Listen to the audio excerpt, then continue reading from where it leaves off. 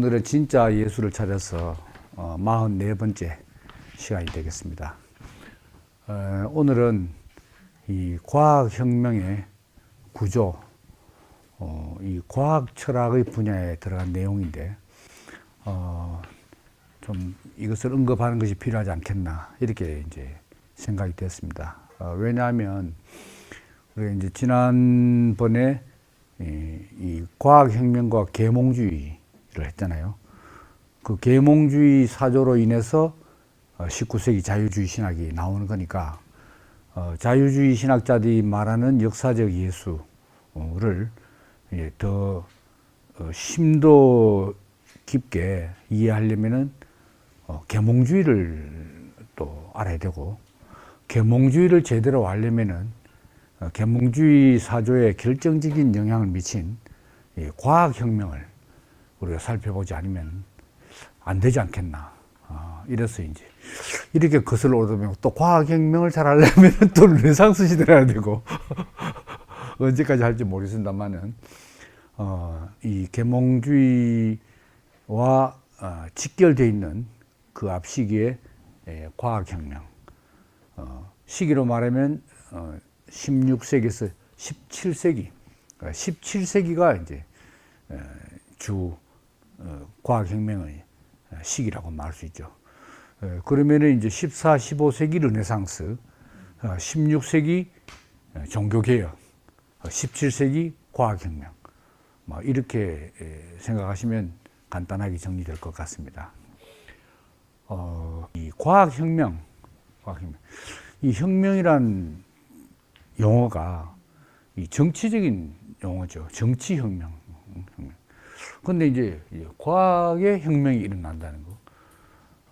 그래서 이 과학혁명이 긴 세월, 고대 그리스, 기원전 뭐 7세기 뭡니까? 이때부터 쭉 근데 혁명이라는 게 크게 느껴지지 않았어요. 왜냐하면 그때까지만 해도 아리스토텔레스 과학이 1000년 이상을 지배해 왔다 이 말입니다. 그러다가 이제 16, 17세기 들어서 이 혁명을 이제 일으키게 되는데, 그 혁명의 이 발단이 누구로부터 시작됐냐? 지난 시간도 잠깐 언급됐습니다만은 코페르니쿠스다 이거죠.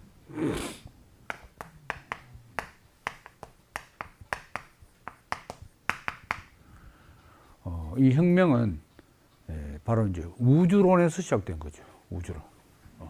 코페르니쿠스의 혁명.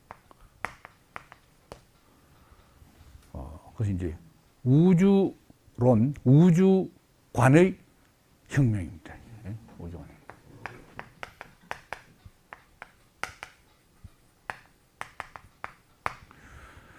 그래서 이제 오늘은 이제 코페르니쿠스 혁명을 자세히 다루기보다도 코페르니쿠스로 시작된 이 과학혁명의 여러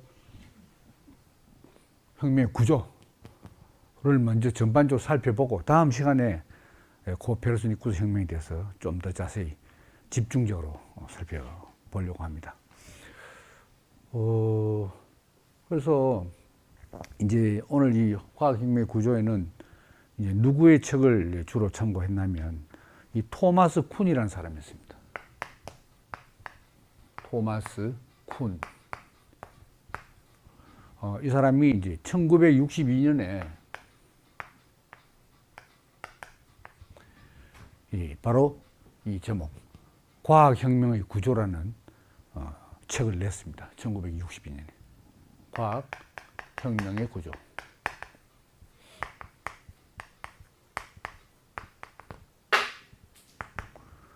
근데 이 책이 이 과학사, 과학 철학뿐만 아니라 문화 일반에까지 심대한 영향을 미친 책이고, 저도 학부 때부터 62년이니까 제가 학부 때부터 대학원 시절에도 뭐 여러 철학 이론에서 이 토마스 쿤의 과학혁명 구조를 언급하고 이렇게 됐거든요. 이 사람이 물론 미국 태생인데 이제 하버드 대학에 들어가서 물리학 박사까지 받고 이제 물리학으로 나가지 않고 이제 과학사, 과학 철학으로 전공을 바꾸게 된 거죠. 그래서 뭐 하버드 전체였는지 모르겠는데 하여튼 자기가 나온 에서 수석으로 졸업을 하고 뭐 물론 천재죠. 또 이런 사람들이 보나마나 또 유대인이고 이렇습니다. 그래서 이제 이 사람이 이제 과학혁명을 어떻게 이제 분석하고 있는가. 물론 이 사람의 이론이 뭐 전적으로 다 지당하다. 뭐 그렇게 말할 수 없을지 모르지만 상당히 저도 이 책을 이제 보면서 아주 시사하는 바가 컸다는 거예요. 저한테도. 그래서 이제 이야기합니다. 이 사람이 이제 두 개념, 토마스 쿤이 낸 두 개념이 하나는 과학혁명이고, 책 제목 그대로 과학혁명이고, 하나는 패러다임이라는 개념입니다. 패러다임.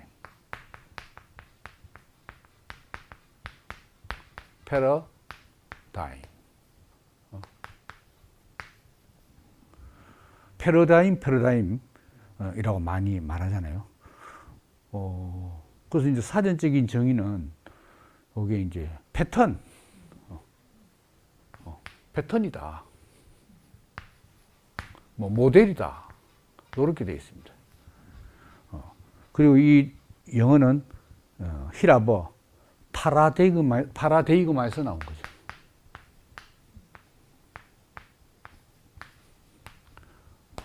뭐 자주 말씀드리지만 굳이 쓸 필요까지는 없지만 그래도 이걸 써놓으면 있어 보인다는 거. 그래서 이제 파라데이그마, 패러다임, 패턴, 모델.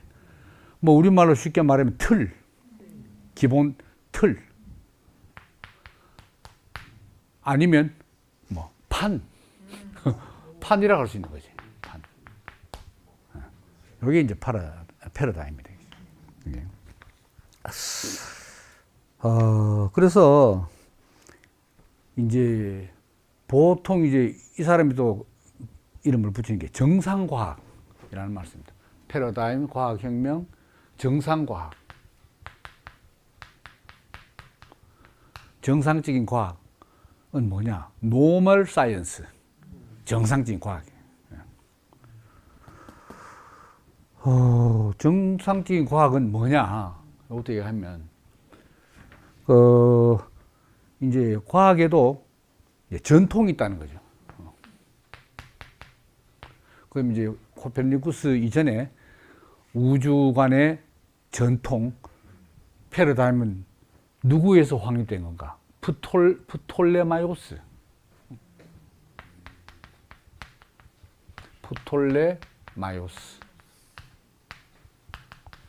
이 사람은 AD 2세기 사람입니다.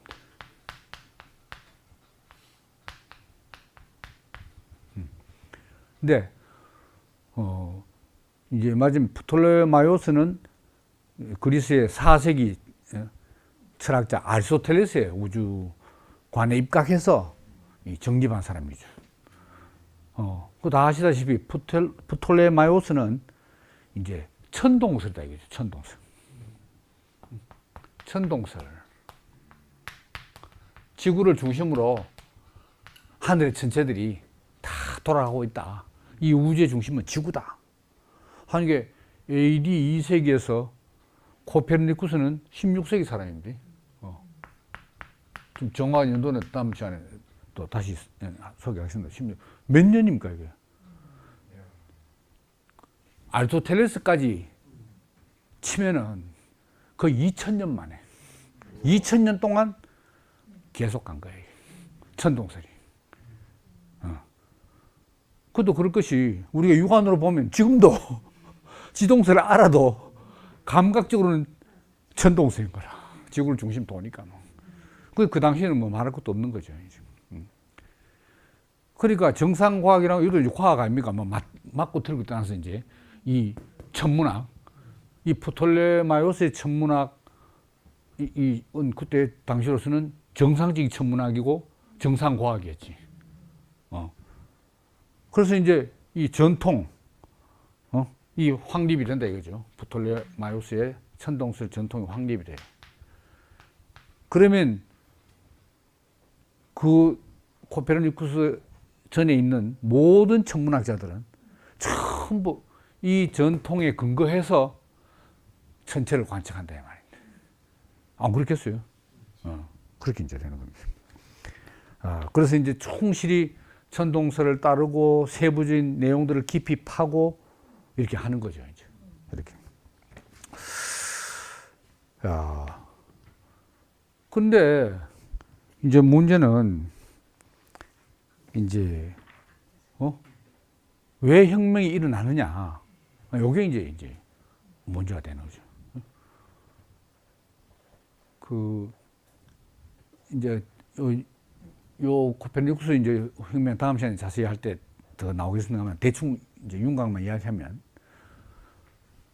이 천동설에 입각해서 전체를 관측할 때 관측 데이터가 이 천동설이라는 이론하고 안 맞는 거야 이게. 그 관측 데이터가 긴 세월 동안 계속 누적될 거 아닙니까? 그러니까 관측이 점점 더 정확해지는 거지. 그래서 이 코페르니쿠스가 야 이런 발상을 했다는 게 혁명적인 거죠. 이제. 아무래도 이게 반대가 아니냐. 지구가 태양을 도는 거 알겠나. 이런 발상을 코페르니쿠스가 처음 했다는 거잖아요.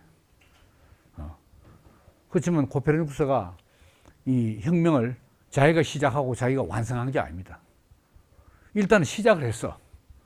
시작을 했지만 자기 자신도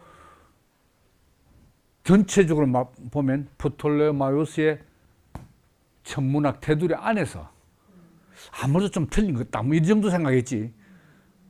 뭐 완전히 다 이렇게 확립한 건 아닙니다. 지동설을. 그러다가 이제 프톨레마이오스 코페르니쿠스로 가서 그 다음에 뭐 케플러,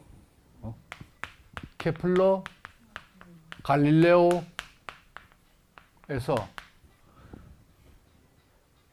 이 코페르니쿠스의 천문학이 완성된 것은 혁명 완성된 것은 뉴턴에 와서 완성이 됩니다. 17세기 말에. 야, 그러니까 뭐 그 2000년이죠 뭐. 아리스토텔레스부터 시작해도 뭐 2000년간. 이렇게. 야, 그래서 이제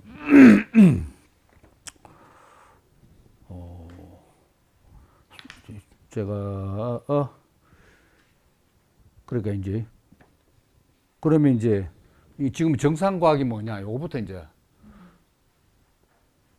과학혁명이라는 거는 요 정상과학을 무너뜨린 게 혁명 아닙니까? 그러니까 이제 말하자면 이제 프톨레마이오스의 이제 천동설에 기반한 천문학 이게 이제 뒤집어지면 과학혁명이 일어난 거고 우선 이제 정상과학을 설명하기 위해서 뉴턴부터 이제 먼저 이야기를 하면 이 혁명이 완수돼가 정상과학이 됐잖아요. 그래서 이게 이제 뉴턴 역학이 되는 겁니다. 뉴턴 역학.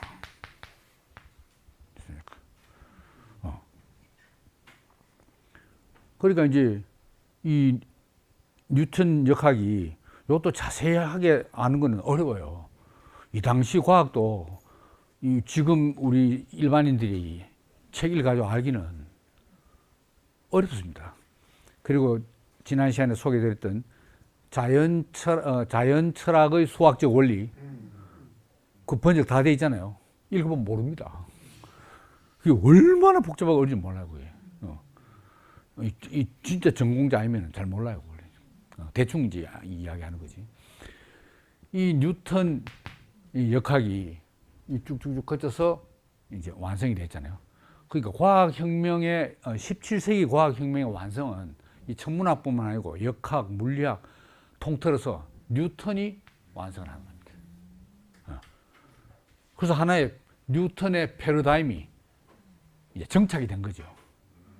그러면 어떻게 되냐면 이제 그 시대의 과학자들은 야, 우리가 뉴턴식으로 과학적 활동을 해야 된다. 뉴턴 스타일. 뉴턴 스타일. 이런 전통이 생기는 거죠. 그럼 이제 강남에 사는 사람은 강남 스타일러고 이 당시에 뉴턴 시대 과학자들은 뉴턴 스타일러 이제 하는 거죠. 뉴턴 스타일러 이제 해보자. 이래서 이게 하나의 과학 공동체가 이제 성립이 되는 겁니다. 과학 공동체. 이게 이제 그 당시에 영국의 런던의 왕립학회.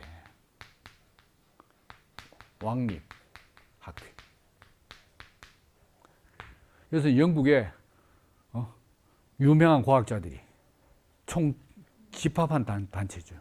여기에서 이제 뉴턴의 패러다임대로 이제 과학 활동을 한다 이 말입니다. 이렇게 이제 돼 있습니다. 그래서 일단 정상 과학이 흔들리지 않고 쭉 지속되는 시기에는 여기에 속한 과학자들이 자기들의 이론적인 기반이 되는 패러다임을 의무시하지 않고 이 문제점을 밝히려고 하는 생각을 하지 않습니다. 왜냐하면 이 패러다임 내에서 더욱더 그것을 확고히 할 새로운 발견 소재들이 많으니까 정신없이 몰두하는 거죠. 깊이 파고. 그래서 더욱더 이게 패러다임이 견고하게 이제 구축이 되는 거죠. 이제. 이렇게. 그래서 이제 이제 퍼즐 이게 뭐 수수께끼 아닙니까? 퍼즐 풀기가 이제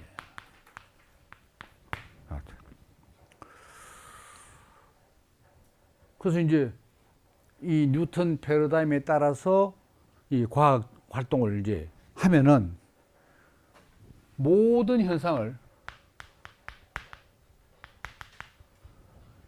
뉴턴 패러다임으로 다 해서 자연 현상을 뉴턴 패러다임으로 다 하는 거예요. 그 뉴턴 역학에서 뭐가 있습니까? 1, 2, 3법칙 있잖아요. 1, 2, 3법칙. 뭐 관성의 법칙도 있고 있잖아요. 그 다음에 뉴턴 1, 2, 3법칙 하기 제일 중요한 게 뭡니까? 만율력, 중력의 법칙.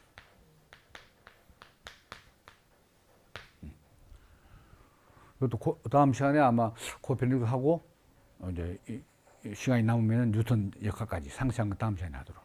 만율리 법칙.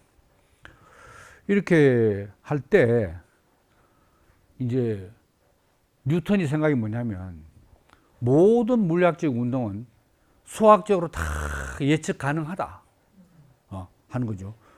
그러면 이제 예상되는 결과를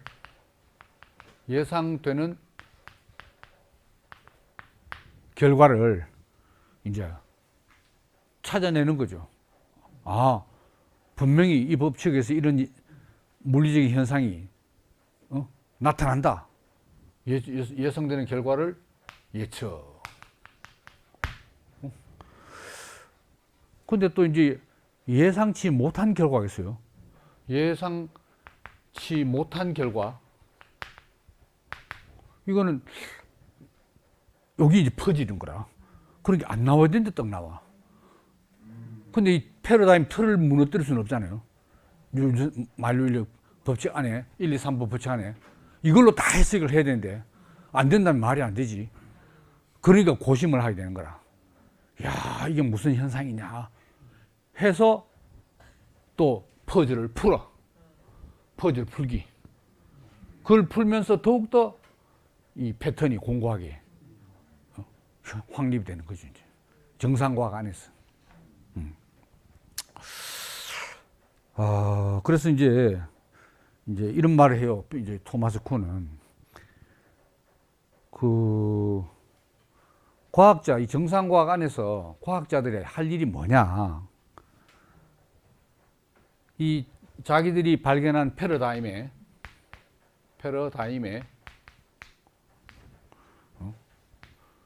잠재력과 가능성을 실현하는 것이 과학자의 할 일이다. 그러니까 뉴턴 앞에 쭉 이게 거쳐와서 뉴턴이 완성을 했잖아요. 이제 이 역학의 법칙만 있으면 모든 자연현상을 다 이제 설명할 수 있다 하는 자신감으로 돼 있는데, 요 패러다임의 잠재력, 가능성, 모든 것을 다 해석할 수 있다. 자연현상은 다 해석돼. 이거죠. 이제. 그걸 실현해 보이는 게 과학자의 임무다. 뉴턴 테두리 안에 있는 과학자들의 임무인 거라. 이게. 근데 처음에 나오면 어떻게 되느냐. 뉴턴 패러다임이 처음 나오면은, 이 재밌는 말인데, 아직 이렇게 놓은 업적은 별로 없고,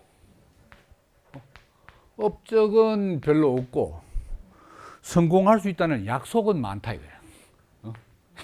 약속은 많아. 야, 이럴 때 그 약속만 하는 게 실현하는 거지. 현실적으로 실현하는 게 과학자들의 임무다 이게. 그 약속. 그 이런 걸 보면서 단순한 과학적인 분야만 그런 게 아니고, 예수는 십자가에서 뛰어내리지 못한 인간이다. 요게 처음에 패러다임으로 딱 나왔어. 근데 아직 이뤄놓은 업적은 별로 없어. 아직 그게 직접 사람들에게 실현된 케이스가 많지 않다 이거지. 근데 이건 만유를 구원하는 복음이다. 이래 되면 약속은 엄청나게 많은 거지.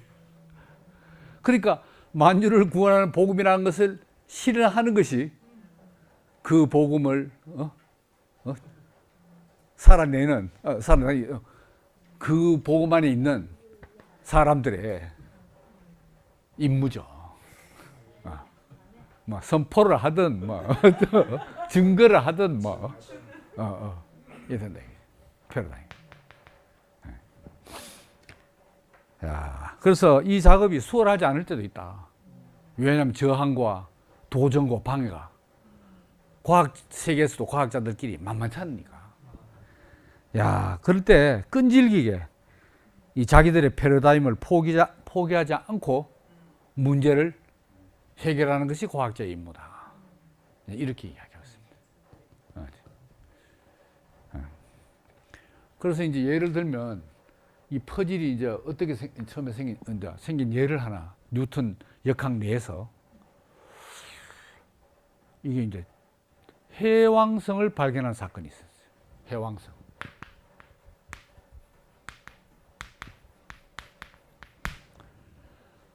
그 18세기까지 이제 인류는 이제 코페르니쿠스의 지동설로 확립됐고, 태양 주위를 도는 행성이 몇 개냐 할 때 수금, 지화, 목토 요까지밖에 몰랐는 거라. 육안으로도 확인된다 이거지. 이거는 토성도 수금, 지화, 목토 6개.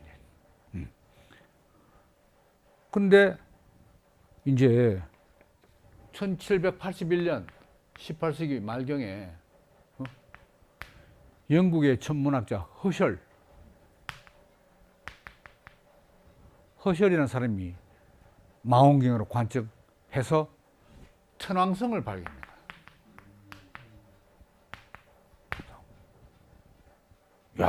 그리고 뭐 이건 엄청난 발견이죠. 태양 주위를 도는 행성이 하나 더 있구나. 그래서 이게 이제 마지막인 줄 알았지 이제. 그런데 문제는 이제 태양을 중심으로 막 돌잖아요. 다 도는데 이 천왕성이 뉴턴의 만유인력 법칙대로 정확히 돌아야 되는데 딴 건 다 하고 도는데 정확히 돌지 않는 거야. 뭔가 궤도가 왔다 갔다 하는 거야. 이게 딱 안 떨어지는 거라. 그럴 때 이 퍼즐이 생기잖아요. 그러면은 분명히 이건 이제 행성은 맞는데, 행성이라는 건 분명히 발진데 궤도대로 안 돌면, 그럼 뉴턴의 이 역학의 법칙이, 중력의 법칙이 틀린 거 아이가? 이런 의문이 생기잖아요. 요게 이제 난관이다 이거지. 그래서 이제 그런 반증이 나와버리면 뉴턴 이론이 잘못된 거 아이가? 우리가 다른 이론을 찾아보자 할 수도 있고, 아까 끈질기게 붙들고 늘어진다 그랬잖아요. 퍼즐을 풀려고. 그래서 뭐 온갖 가설들이 다 등장했답니다. 거기 뭡니까? 그 우주 공간에 거기 도는데 무슨 좀 우주 찌꺼기가 많아서 방해를 받아 그런 거 아니냐, 뭐 이런저런 가설들이 많은데, 그 독일의 영국의 애덤스와 프랑스의 르베리에 하는 이 두 사람이 이 똑똑하게 뭘 했냐면, 혹시 이 바깥에 혹시 하나 더 도는 놈이 있지 않겠나. 그럼 요 거리가 가깝기 때문에 여기 둘이가 서로 인력으로 끌어당기다 보니까 이 정상 궤도가 아니고 여기 거리가 더 가까워지면은 궤도가 또 절로 갔다가 멀어지면 또 일로 안쪽으로 오고, 이런 거 아니냐는 가설을 내세웠어요. 그 두 사람이. 그게 그런데 결국 1846년에 독일의 이 갈레라는 천문학자가 결국 해왕성을 발견했는 거예요. 이 발견하고 몇 년 전이면 그 65몇 년 만에 해왕성을 발견되죠. 그러니까 이 뉴턴 패러다임, 이게 그 당시로서는 이게 이제 마지막 이론이지. 마지막 과학 이론이게. 그래서 이걸 끝까지 고수하려고 하다가 이걸 발견했다 이 말입니다. 이런 이제 예를 드는 거죠.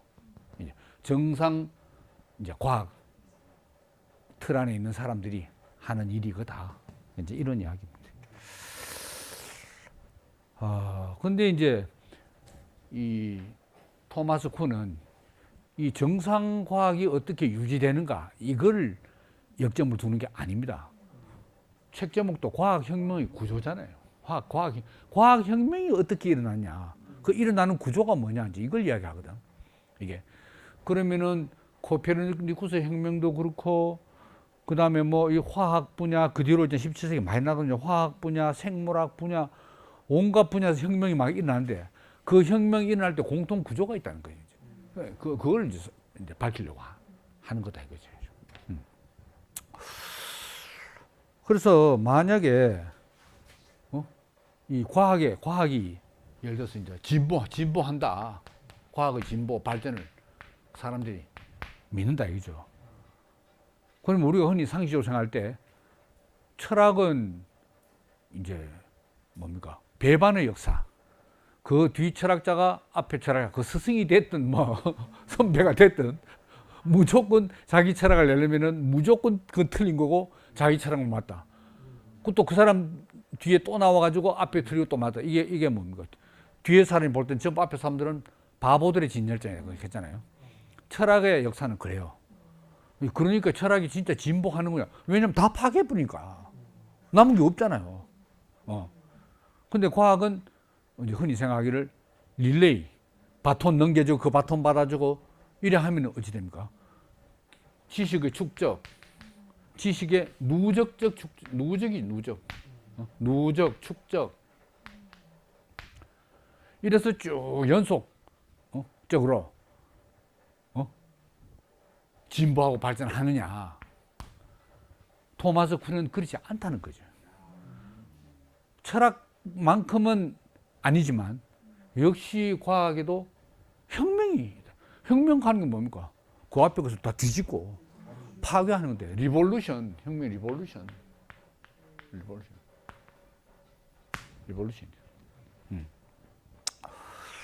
그래서 이제 어떻게 보냐, 뭐 뉴턴이 됐든 아인슈타인이 됐든 뭐 코페르니쿠스가 됐든 이 정상 과학은 그 정상 과학 자신이 적이다.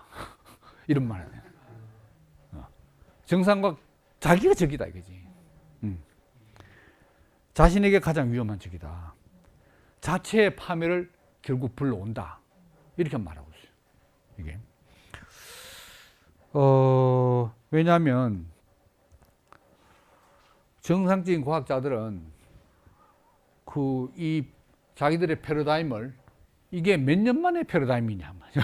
이 패러다임을 유지하기 위해서 혼신의 노력을 경주하고, 뭐 어떤 문제와 도전이 발생해도 버틴 데까지 끝까지 버티는 거야. 이거 놓으면 우리 죽는다.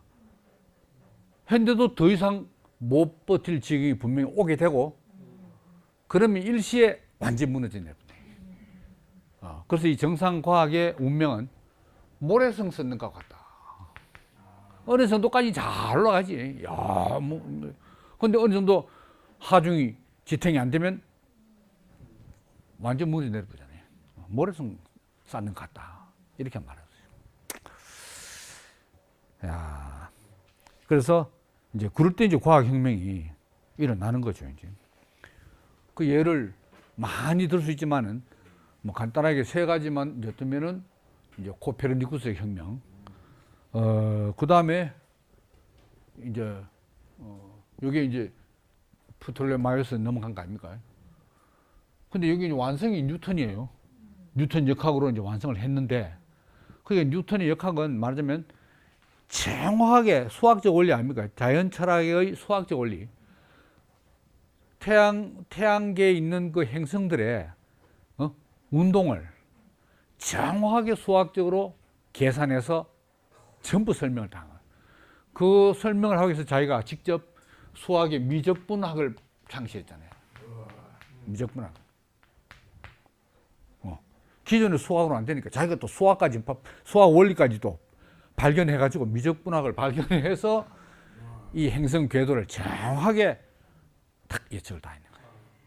그러니까 뭐 우리가 뉴턴식으로 다 이제 과학 활동을 하자 이렇게 했단 말입니다. 근데 그 뉴턴도 결국 이제 코페르니쿠스에서 1 넘어갔죠. 1번. 그 다음에 2번은 이제 뉴턴을 치면 뉴턴 역학이 누구한테 도전을 받냐. 요거 이제 지금 우리 이제 뭡니까 강의 범위를 좀 넘어서 왜 현대로 너무 아프니까 아인슈타인의 상대성 원리에 의해서 그 뉴턴은 이제 워낙 이게 스케일이 커서 두 가지 방향으로 혁명이 나쁜 거예요. 상대성 원리, 상대성 이론, 처음에 특수 상대성 이론, 두 번째 일반 상대성 이론. 여기서 이제 상대성 원리. 그다음 여기는 양자 역학.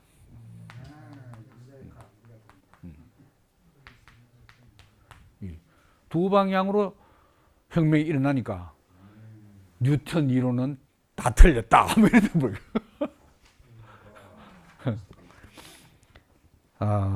그래서 뉴턴은 이제 이 상대성 이론은 뭐냐면 뉴턴은 절대 시간은 절대 시간이고 공간은 절대 공간이다. 이렇게 딱 믿었는데 아인슈타인은 아니고 관측자의 운동 상태에 따라서 상대적으로 시간과 공간이 변하게 된다. 이런 말을 했다 이 말입니다. 그 다음에 그 뉴턴은 또 뉴턴 물리학에서는 질량은 불변이야. 질량은 불변이다. 질량 불변의 법칙. 그 물체가 가지고 있는 그 뭡니까 물질의 양 아닙니까? 그거는 어떤 조건에서도 변하지 않는다. 이게 이제 뉴턴 물리학인 거예요. 근데 아인슈타인은 속도가 변하면 질량도 변한다. 이럴 때부터.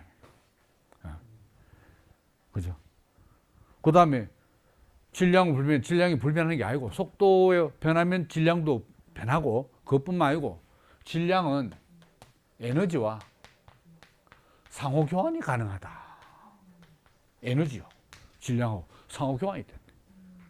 뭐 완전히 혁명이죠. 바로 이 원리에 의해서 원자탄이 나오게 됐다는 거잖아요. 질량이 에너지로 바뀔 수 있다는 그 원리. 그 다음에 이제 양자역학, 뭐, 지금 우리 뭐 물리학 시간도 저도 또 좀 모르니까 대충 이야기하면 여기서는 입자 파동의 이중성. 입자 파동. 원래 이 빛에서 있잖아요.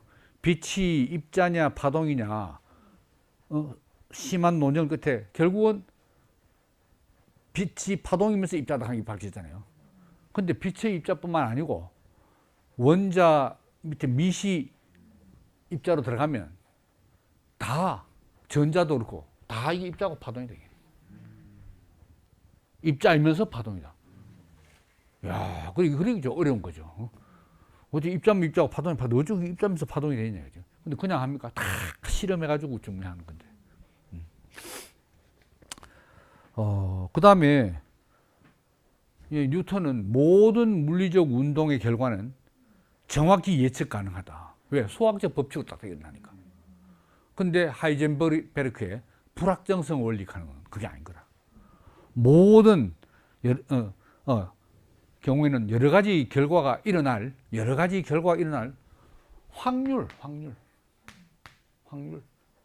확률이 있을 뿐이다. 요게 이제 뭐 하여튼 양자역학의 핵심적인 이론이라고 그러네요. 그 이것도 그 뉴턴의 이게 몇 년입니까? 17세기에서 20세기까지 오려면 300년을 뉴턴 역학이 쭉 왔잖아요. 그 300년에 얼마나 천재진 과학자들이 많았겠어요. 그 뉴턴 역학에 입각해서 다 과학을 해왔는데 이게 탁 나네. 심지어는 아인슈타인도 요 양자 역학을 인정을 안 했다 그러잖아요. 아인슈타인도. 그 유명한 아인슈타인도 자기 생각할 때 상대성물 이론을 볼 때는 양자 역학이 말이 안 되는 거라. 그래 막 끝까지 저항했다 그러지. 끝까지. 예. 하여튼 뭐 이제 이런 케이스. 그 다음에 뭐 이제 또 이 못지않은 큰 이 혁명이 뭐냐. 응? 요게 말임. 여기 이제 생물학에서 다윈의 혁명이죠.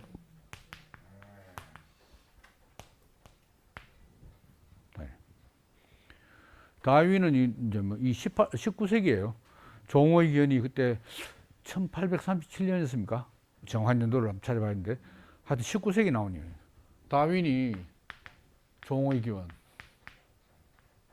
이런 책을 내면서 진화는 그렇게 이제 말하면 창조론에서 완전히 진화론.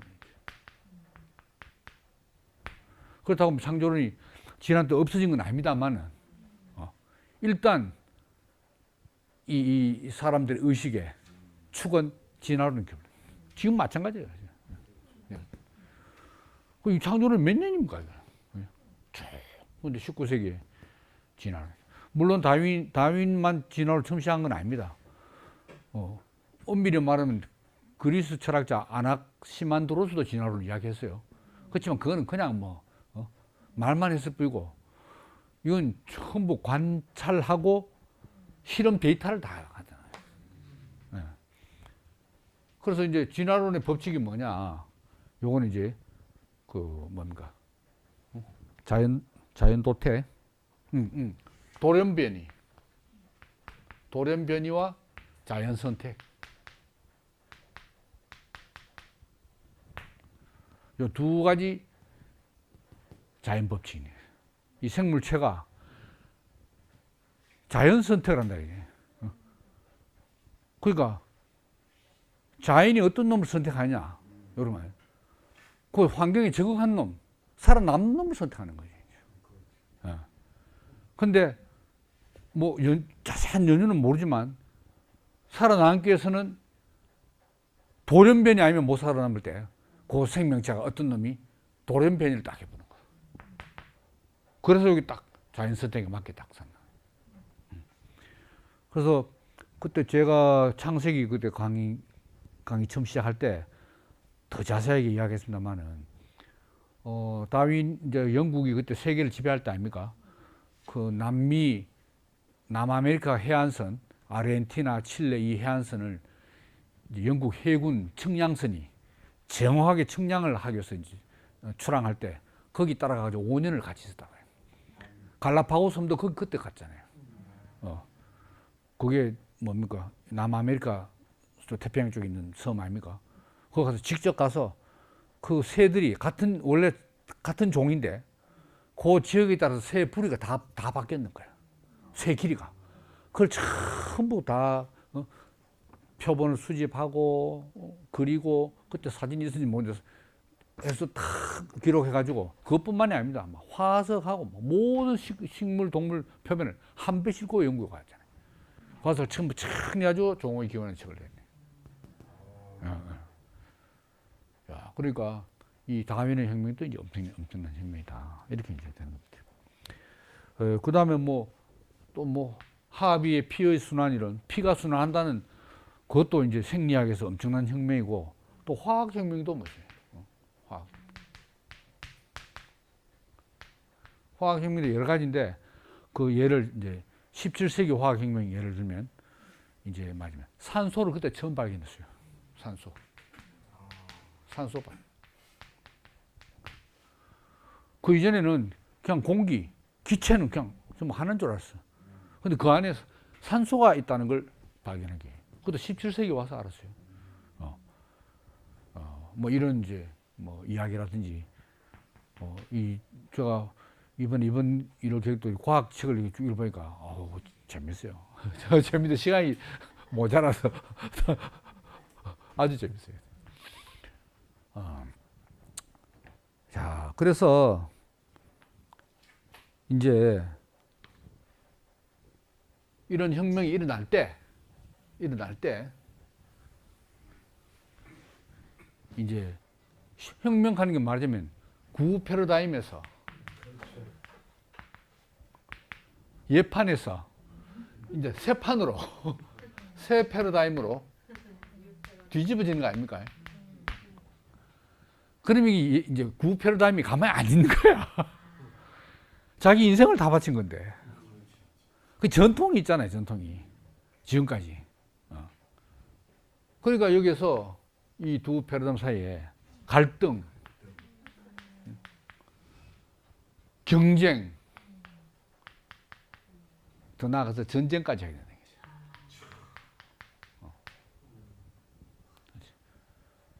거죠. 전부 이론 싸움이죠. 이론으로. 말씀 싸움이듯이 이론 싸움이죠. 맞아. 이럴 때 이제 토마스 쿤은 말하기를 이래 싸울 때 이 중립이 여기 있어 가지고 누가 여기 있어 가지고 야 이게 맞고 이게 틀리다 이게 맞고 이게 틀리다 이런 심판이 없다. 심판자가 없어. 이 과학 심판 누가 심판하냐 이거지. 누가 심판자가 없어. 그러니까 조정할 수가 없어. 조정이 안 돼. 평가 판정성 티케오성 케오성이 심판이 있을 수 없다 이거지. 그럼 뭐든가 죽게 알면 까무러치기지 하나 죽고 하나 사는 거야. 네 죽냐 내 죽냐 야, 그래서 이거는 이런 전쟁에서는 논쟁으로 해결이 안 된다 이거다. 논쟁으로. 근데 참 저도 다 이해는 안 됩니다만은 결국은 이거는 설득의 문제다.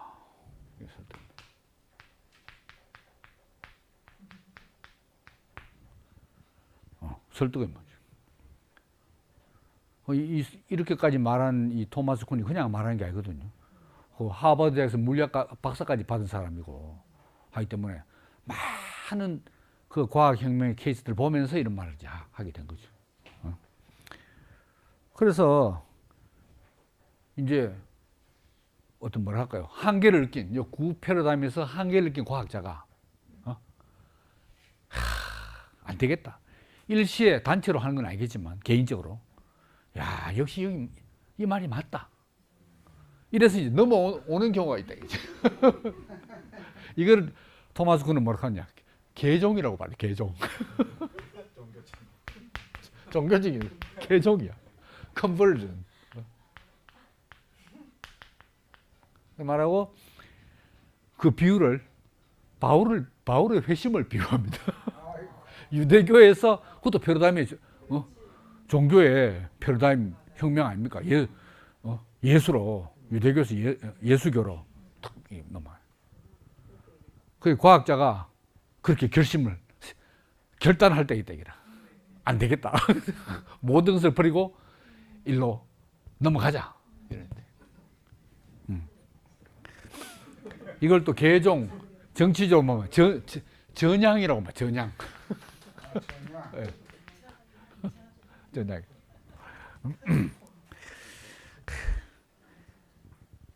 그래서 이렇게 한데 그럼 혁명은 언제 일어나냐?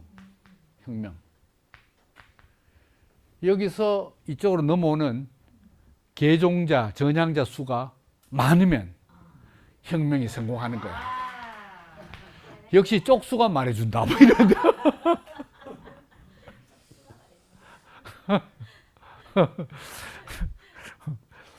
야. 그럼에도 불구하고 끝까지 옛 패러다임을 고수하는 사람들인 거다. 이런 사람들 설득도 안 돼. 논쟁은 물론이고 설득도 안 돼. 그럼 어떻게 되냐? 죽기를 기다려야 된다. 토마스 쿤이 그렇게 말해. 그리고 이렇게까지 말하면 프랑크라는 양자 개념을 처음 도입한 이 독일의 과학자 프랑크라는 사람이 그렇게 말했어요. 양자표도 안 믿거든. 그러니까 저놈들은 다 죽어야 끝나지. 안 된다. 그렇게 말해. 이제 이 사람 말 그대로 읽어보면 새로운 과학적 진리의 승리를 반대파를 설득해서 얻는 것이 아니라 반대파가 다 죽고 나면 새로운 것에 익숙해진 새 시대가 자라나면서 이루어진다. 새로운 것에 익숙해진 새 시대가 자라나면 그 새 시대가 MZ 세대 아니야? 새로운 시대도 너무 쉽게 돼. 너무 쉽게 돼. 그 참 오늘 제가 준비하면서 참 색다른 재미를 느끼네요, 제가. 그래서 이제 이 뭡니까 아까 말한 과학혁명의 구조란 책에서 이제 어떻게 이제 혁명이 전개되느냐 하는 것을 이제 요약을 이제 한번 해보면은 패러다임 이전의 연구, 아예 패러다임이란 자체가 없는 시기에 있었다 이거지. 이게 언제냐면 그 소크라테스 이전에 그리스, 고대 그리스, 소크라테스 이전 고대 그리스, 이때는 과학이라고 이름 붙일 수가 없다. 토마스 쿤은 그렇게 말합니다. 이 과학이 아니다 이거지. 과학이라면 패러다임이 형성이 되어야 과학이라고 말할 수 있다. 정상과학, 노멀 사이언스. 이렇게 하다가 이제 소크라테스 이후로 해서 사실은 뭐 아리스토텔레스에 와서 이제 패러다임이, 아리스토텔레스가 철학뿐만 형이상학뿐만 아니고 서양 학문의 모든 분야에 거의 기초를 놓은 사람입니다. 알면 할수록 정말 놀라운 존재예요. 아리스토텔레스가. 그래서 이제 패러다임이 성립돼요. 패러다임 이제 성립 딱 돼요.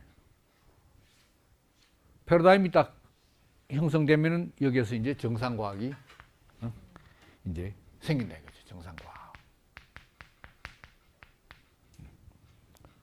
근데 아까 말했습니다. 정상과학은 자기 자체 내에 적을 가지고 있고, 그죠? 영원하지는 않은 거라. 그럼 왜 영원하지 않나?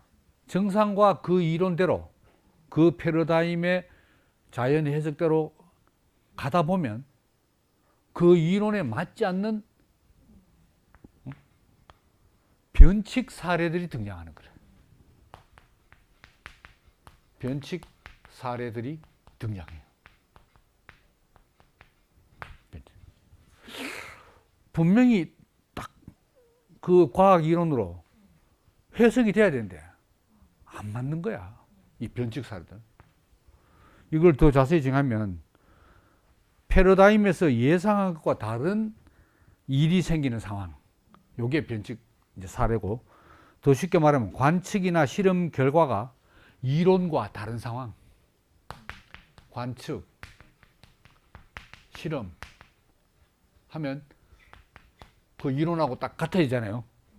그 패러다임 이론하고 같아야 되는데, 아까 말했듯이 프톨레마이오스의 천동설에서 딱 별들을 관측하니까 관측하면 할수록 안 맞는 사례가 많이 생긴다. 이게 안 맞아. 천동설이니까 하니까. 이래 되는 거지. 그러면 어떻게 되느냐. 이제 이 패러다임과 정상과학의 위기가 발생해. 이 개념 중에 위기, 크라이시스, 위기. 위기가 발생할 때 어떠냐. 응? 위기란 건 뭘 위하냐. 이 변칙 사례들이 너무 많이 모인다 이지. 한두 건이 아니고 뭐. 여 터지고 저기 터지고 맞아. 왜 금융위기도 뭐 그런 거 아닙니까? 저기 부도라고 저쪽 부도라고 더 이상 감당 못하면 이제 금융위기가 생긴 거지. 변제가 너무 많거나 또 너무 중요한 내용에서 안 맞거나 너무 중요한 내용.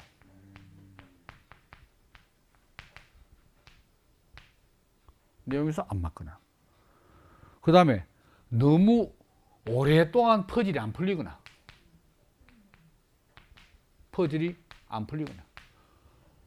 아까 지금 뭡니까? 해왕성을 발견했으니까 다행이지. 해왕성 발견 못하고 계속 행성이 궤도 어긋나면 이건 이 뉴턴 이론 문제 있네 이래 될 거 아닙니까? 근데 그건 발견됐으니까 풀렸지.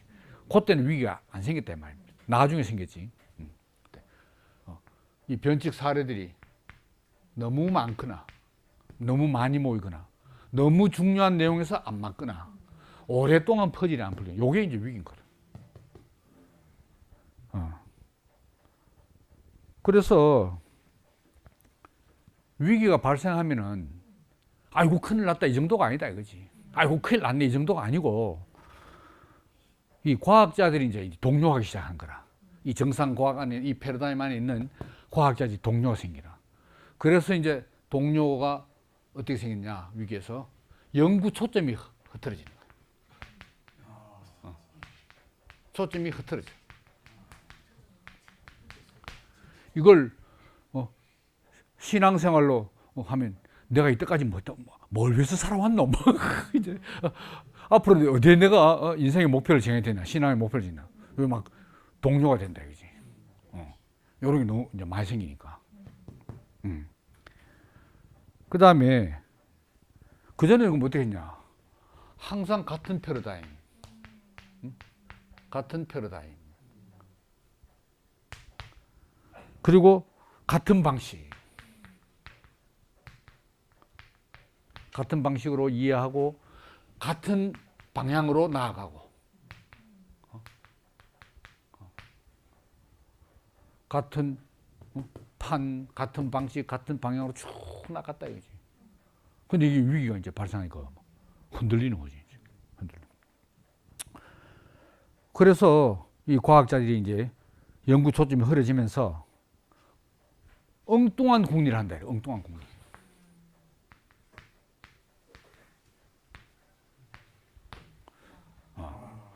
가만히 있어라. 내 잘못 따라온 거 아이가?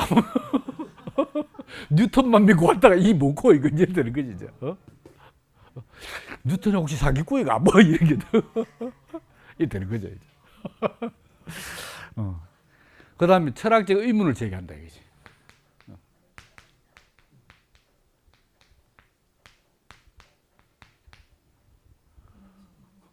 이걸 뭐 예수에 적용하면은 예수가 역사적 인물 맞나? 그 가공의 신화적 인물 아이가? 뭐 이렇게 이제 한다든가, 그래 된다 이 말입니다. 예수는 뭐 신이면서 인간이 그럴까봐 내하고 똑같은 인간이지 자연인 아이가 막 그냥 도덕 교사 정도 알겠나? 뭐 이렇게 이제 철학적 의문을 제기한대. 이게. 그 다음에 절망하기도 한대. 절망. 에이, 다 때려치워버려. 이때까지 어떤 걸 하고, 난 뭐 그냥 자연으로 돌아가 보자. 뭐 이런 식으로. 이게 위기 현상이다. 야, 그러니까 이 과학자들이 이상한 행태를 보이면서 정상이 아닌 행동을 보이면서 정상 과학은 무너져 버리는 거예요. 이래서 이제 그럼 무너지면 어떻게 되냐? 그 다음에 이제 과학혁명이 일어나는 거지. 역시 무너져야 돼. 과학혁명 끝나고 새로 딱 시작.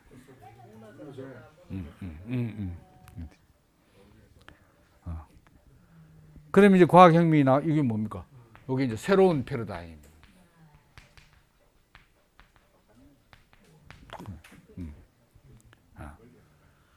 야, 내가 지금까지 주님 따라 내가 이때까지 뭐가 됐노? 남는 게 뭐고? 거의 절망 상태에 있다. 야, 역시 십자가에서 내려오지 못한 예수구나.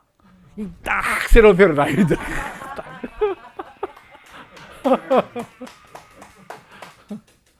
엉뚱한 국리. 심하게 섹트로 나가는 거 아이가?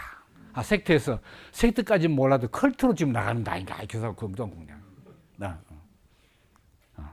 철학적 의문제기.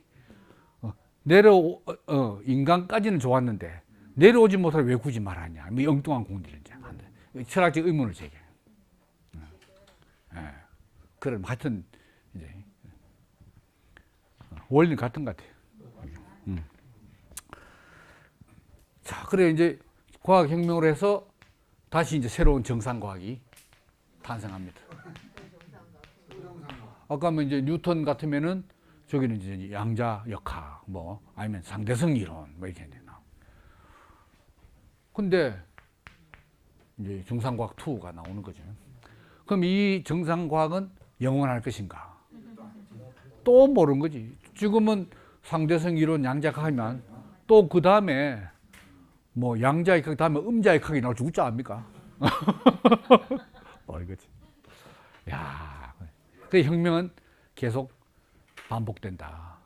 그런 이건 토마스 쿤의 이제 그 이야기죠.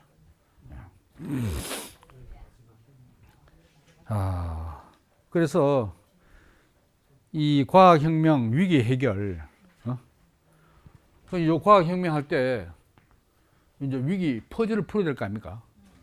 근데 그 퍼즐을 기존의 공식대로 만약 풀면 아까 해왕성 발견처럼 뉴턴의 역학이 맞다 이렇게 되지만은 풀긴 풀었는데 이전에 없던 해법인 거라.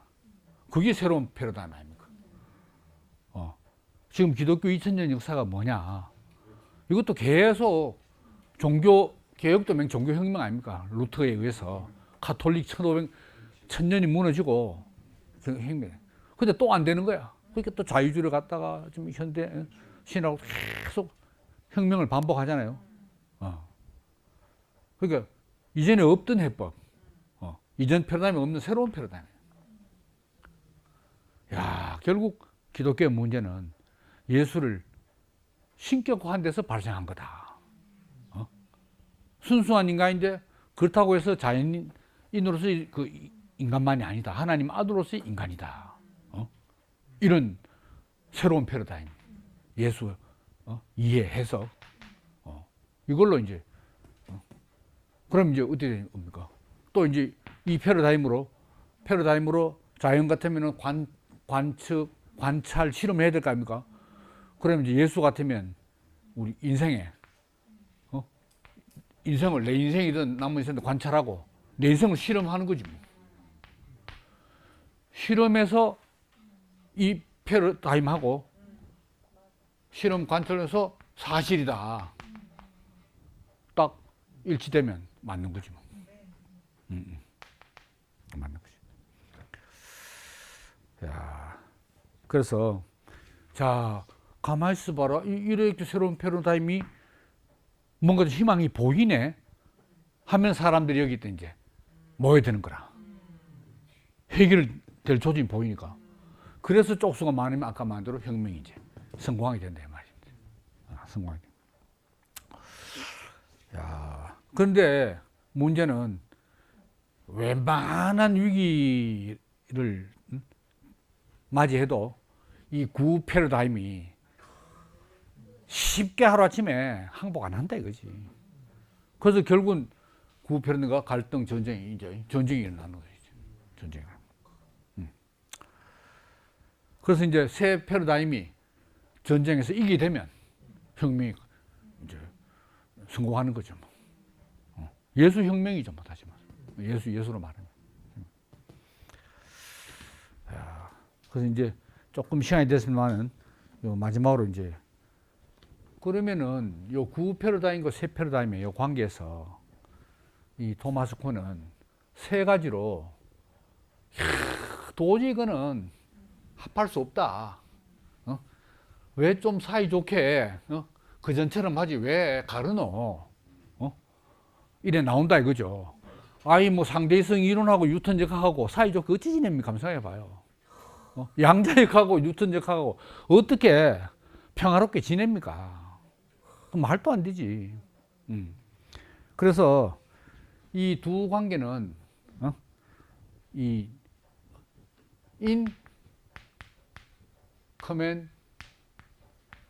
인커멘슈러빌리티. 아이고 길다. 어우, 이것도 내가 다 쓸 수 있다. 아우. 인커멘슈러빌리티. 이게 공약 불가능성. 약분할 수가 없다 이 말이다. 공약, 같이 공통적으로 약분할 수, 분수에서 약분하잖아요. 약분할 공통적 수가 없는 거야. 이게 공약 불가능성, 불가공약성 뭐예요. 여기 이제 말이 좀 어려우니까 이제 딴 표현으로 하는데 비정합성. 정합이 안 된다 둘은 비정합성. 이렇게 말. 그래서 패러다임과 함께 첫째, 패러다임이 바뀌면 판단 기준이 바뀐다. 판단 기준. 판단 기준이 바뀐다. 같은 사태를 보고 판단 기준이 달라. 그러면 뭐 서로 뭡니까? 동의하지 않는 건 물론이고 아예 대화가 안 된다. 대화 불가능이 이 공약 불가능. 서로 대화가 안 돼. 그러면 판단 기준이 틀릴 건데. 그래서 이제 뉴턴 역학에 이제 이거는 이제 뉴턴 역학하고 이 뒤에 걸 예를 들었지만 뉴턴 역학이 나올 당시에 그때 강력한 라이벌이 뭐냐? 데카르트 역학이었습니다. 뉴턴 대 데카르트.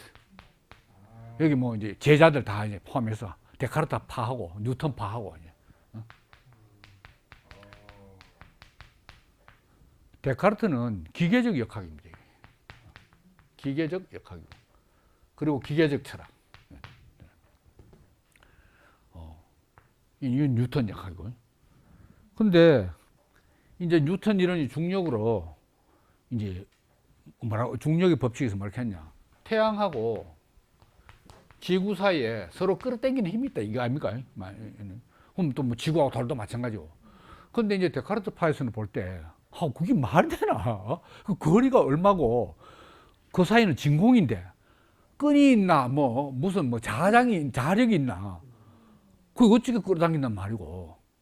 그렇게 믿는 것은 중세 신비주의에서 우주 안에 뭔가 보이지 않는 신비로운 숨은 힘이 있다. 우주 안에 숨은 힘. 숨은 힘을 믿는 중세 신비주의자 아니냐. 뉴턴을 이렇게 말해버리네. 그럼 뉴턴이 그게 알고 욕해가지고 아무리 설명한들 안 돼. 왜? 이거는 기계적 역학을 고수해야 되니까. 기계적 역학은 이제 말하자면 항상 작동 원리, 운동의 작동 원인, 원리보다도 원인을 밝혀야 돼. 원인을. 기계가 그렇잖아요. 어떻게 운동의 원인에서 운동 결과가 나오잖아요. 근데 뉴턴은 그것까지는 묻지 마라. 단지 그럼 중력이 왜 생기노? 그건 모르겠고, 일단 중력이 있는 현상은 분명하다. 요까지가 뉴턴 역학입니다. 그러니 뭐 대화가 되겠어, 그래. 안 되지. 그러니까 이 사람들이 말하기를 뉴턴은 수학은 강하지만 물리학은 영 아니다. 뭐 이런 생각이라. 물리학은 영 아니다. 그럼 이 뉴턴과 그 뉴턴 파들이 가만히 있겠어요. 이래서 이제 대립이 이제 되니까 뭐 끝날려면 여기 결국 승리했죠. 이제 넘어갔지만은 이쪽이 다 죽어야 끝난다.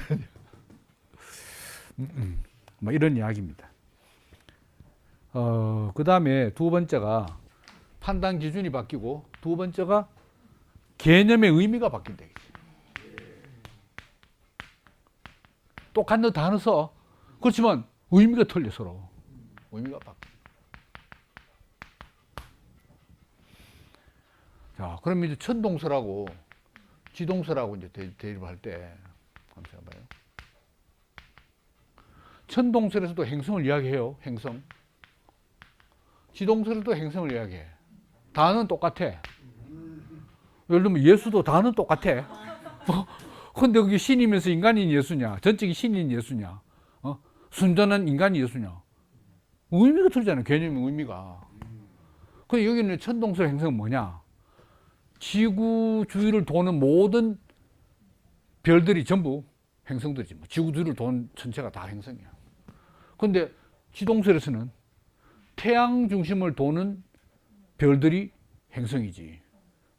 태양 중심으로, 태양의 행성들. 그럼 지구도 거기 포함되어 버잖아요. 그 행성이란 말을 똑같이 쓰는데 개념이 틀려. 그러니 뭐 대화가 되겠어요? 뭐 서로 동의가 돼서 안 되지. 그래, 십자가 뭐 아는 기독교인 있나요? 근데 십자가 개념이 틀려, 개념이 틀려. 그 다음에 제일 심각한 게 뭐냐? 관측된 현상 자체가 바뀐다. 현상 자체가 바뀌. 똑같은 걸 보고 완전히 달리 생각해요. 현상 자체를. 그 예를 뭐로 드냐? 이제 유럽, 그 당시에 그 이제 18세기 유럽하고, 코페르니쿠스 혁명 이전에 그 15세기까지 유럽, 15세기까지 유럽하고 중국하고. 여기서 이제 신성, 왜 새로 태어난 별칸 있잖아요, 신성. 이 신성 그렇게 이제 이거지, 신성. 뭐 이제 영어로 뭐 뉴스타겠죠. 노바 하는 나시나로.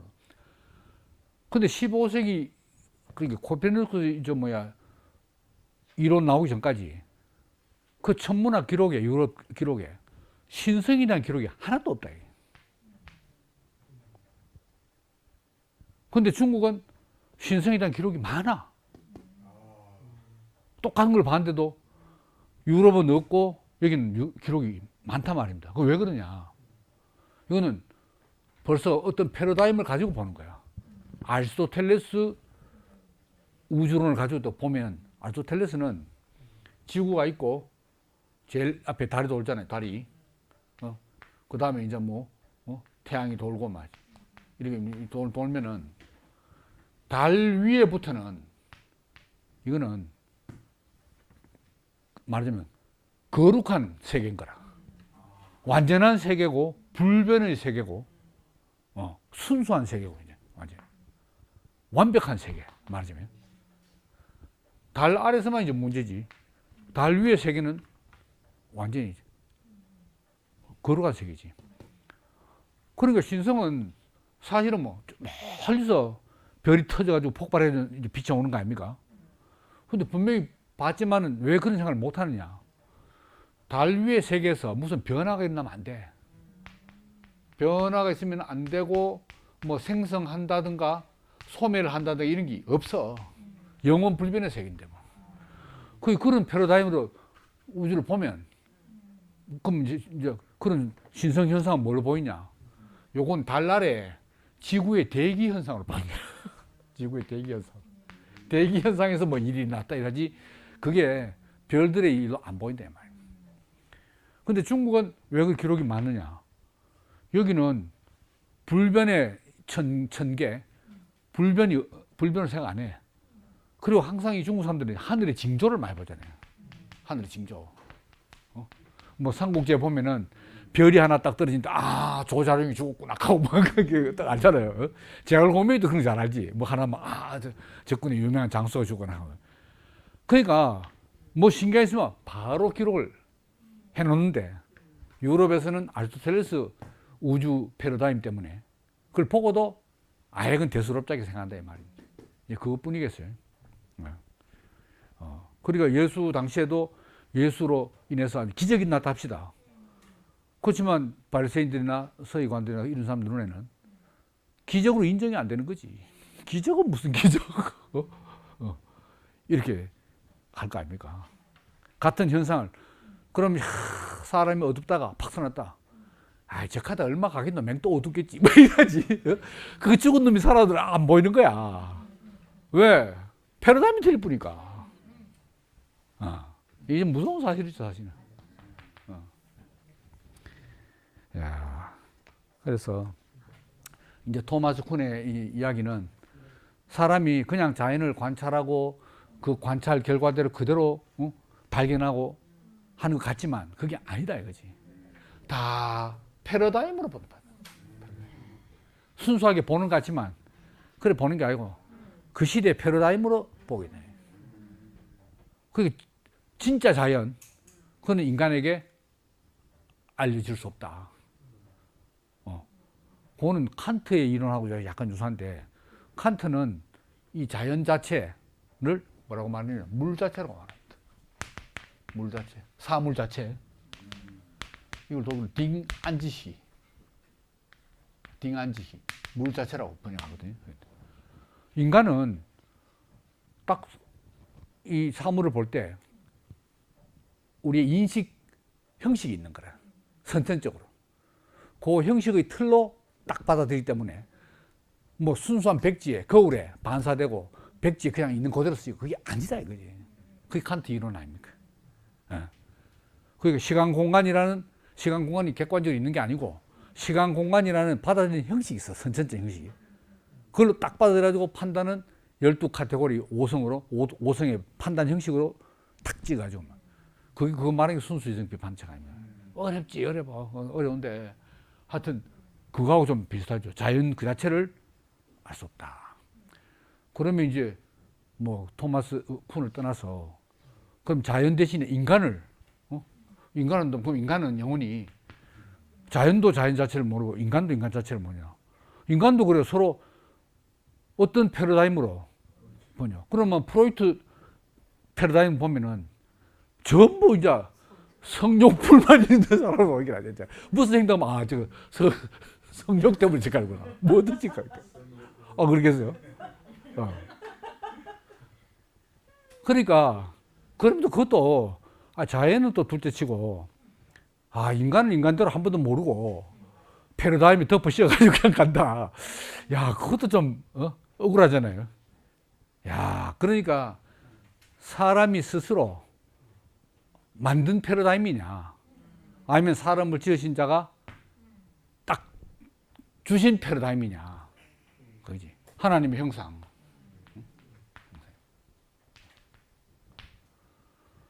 그 창세기 딱 그 패러다임 써 있잖아요. 우리의 형상을 또 우리 사람을 만들고 그게 만약에 진정한 인간을 인간대로 볼 수 있는 진정한 패러다임이라면 요거는 쿤의 이론과 달리 이것도 언젠간 또 무너지고 또 뭐 하나님 뭐 형상 무슨 개뿔 또 뭐 아니고 이렇게 계속 바뀌는 게 아니고 이거는 이제 영원한 패러다임이 아니겠나. 이제 그렇게 생각이 되는 거죠. 뭐 이제 과학에서는 그렇지 않다는 거. 그건 맞는 것 같아요. 경쟁 감사합니다.